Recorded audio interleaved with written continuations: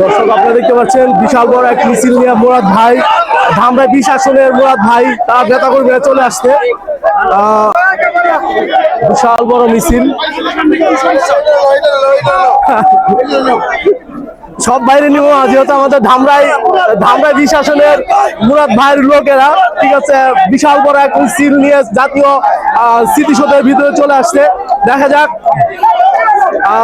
মুরাদ ভাইয়ের হাতে আছে একটা জাতীয় বাংলাদেশের পতাকা। আপনারা দেখতে পাচ্ছেন যে আমাদের নেতা মুরাদ ভাই ধামরাই 20 আসনের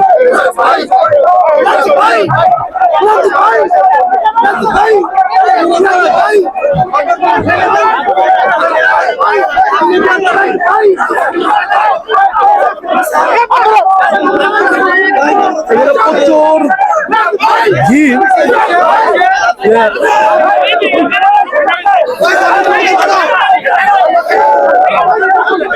নেতা তো আসলে নেতার মতনই আছে, দেখতে পাচ্ছেন যে বাংলাদেশের পতাকা ধানেশ্বরের প্রতীক নিয়ে যে মুরাদ ভাই এগিয়ে আসছে।